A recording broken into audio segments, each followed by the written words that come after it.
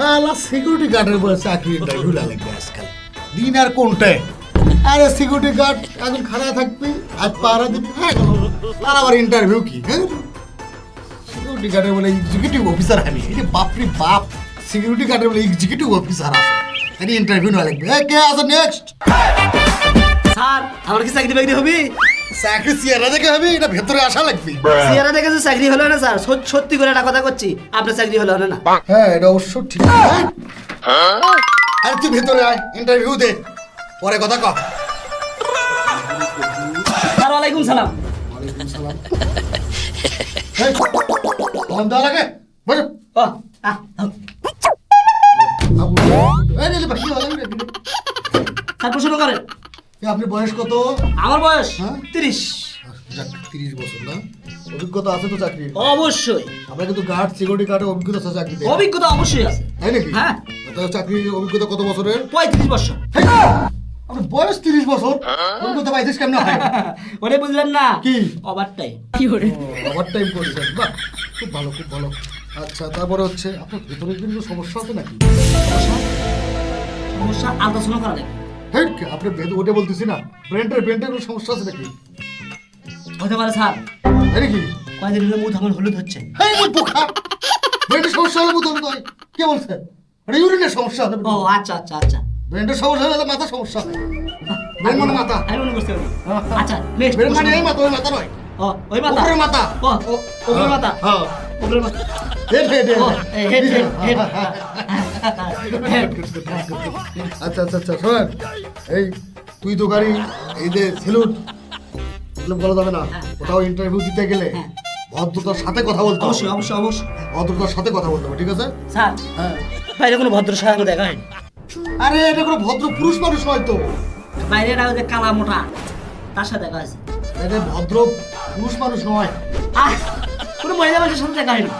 কেমনে বুঝাই রে এটা ভদ্র কেউ বাইরে ওষুধ নয় এটা আদব কায়দা আদব কায়দা হ্যাঁ। আর আদব কায়দা আমার ঠিক আছে। হ্যাঁ গুড আরে এটা কি তারপরে এ কে কুটে রে তোরা কে রে আমার তো প্রেশার হাই হয়ে যাচ্ছে এই মেমোরিতে তো আরে আমার আদব কায়দা ঠিক আছে। আরে আমার প্রেশার হাই হয়ে যাচ্ছে কে কোথায় রে তোরা পেশার হ্যাঁ প্রেশার হাই হয়ে যাচ্ছে পেশার বাড়ি করে আরে ভাই প্রেশারের বাড়ি শরীরের প্রেশার মানে চাপ চাপ ও চাপ প্রেশার হ্যাঁ এটা মানে প্রেশার হাই হচ্ছে বলতে আমার প্রেশারের ওষুধ খাইতো প্রেশারের ওষুধ খেতে ভুলে গেছি ও ওষুধ হ্যাঁ ওষুধ ওষুধ ওষুধ ওষুধ প্রেশারের ওষুধ খেতে ভুলে গেছি ওই জন্য প্রেশারটা আচ্ছা একটু রিল্যাক্স করি আচ্ছা আচ্ছা আচ্ছা আচ্ছা শোনেন পছন্দ হয় আপনাকে ইংরেজি বলতে হবে একটু হ্যাঁ অবশ্যই। শোনেন, আপনি ইংরেজি পারেন অবশ্যই।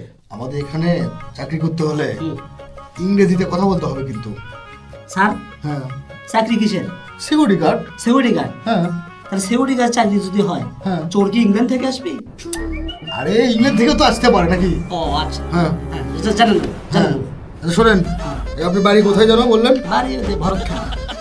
ভরতখালি ইয়া বাপের নাম বাপের নাম চোরে চোরে তোমা।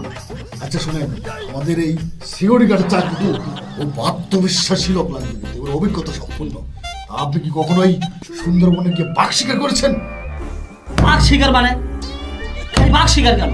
বাঘের লেজ কেটে আনছে। তাই নাকি হ্যাঁ তা বাঘের লেজ কাটলেন মাথা কাটলেন না কেন মাথা আগে থেকে কাটছে।